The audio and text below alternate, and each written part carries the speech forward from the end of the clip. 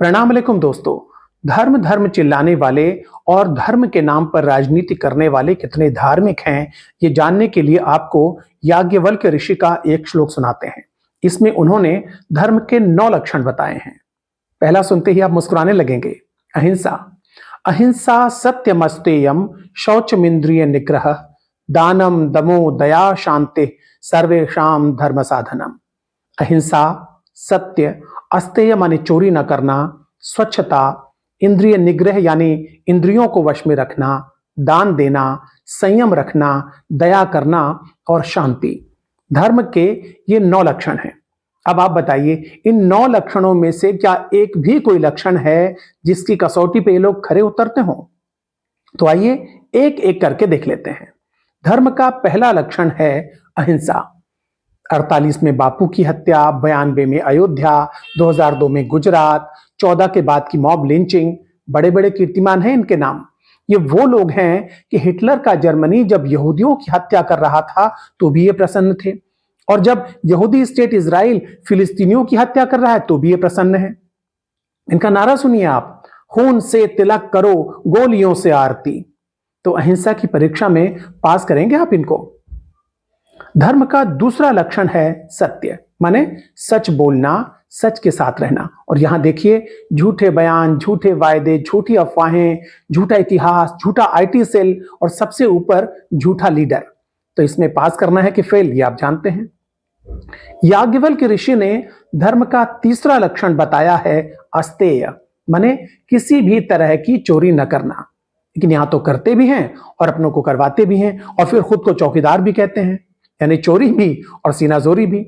इसके अलावा जनता के डेटा की चोरी, विरोधियों की जासूसी, अपने प्रचार के लिए सरकारी खजाने और सरकारी तंत्र का इस्तेमाल, ये इनडायरेक्ट चोरियां अलग से हैं।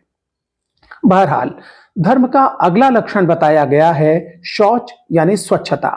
और स्वच्छता दिन में 5 बार कपड़े बदलने से नहीं आती।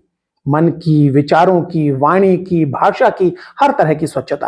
अभी इसी वीडियो के नीचे देखिएगा कितनी गंदी भाषा में ट्रोल करेंगे ये लोग, और वहीं इनका नंबर 0 हो जाएगा। खैर, अगला लक्षण है इंद्रियों को वश में रखना। अब इसके बारे में तो कहना ही क्या है। कई बार तो समझ में नहीं आता कि इनका आईटी सेल ज्यादा एक्टिव है या रेपिस्ट सेल। हाँ, रेपिस्ट सेल है इनका, दुराचारी मोर्चा। खैर, इसके बाद आता है दान। दान माने देना।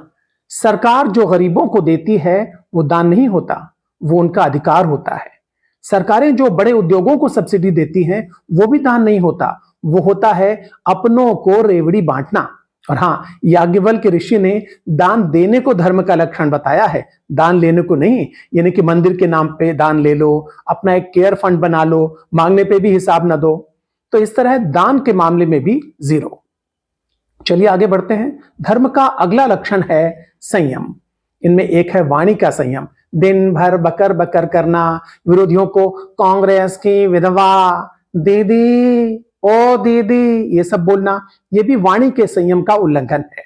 इसी तरह बहुत ज्यादा प्रसिद्धि की प्यास, अखबारों की छपास, टीवी की दिखास, फोटो की खिंचास, महंगे कपड़ों की पहनास और बार बार मन की बकवास, ये भी संयम का उल्लंघन है। संयम के बाद आती है दया।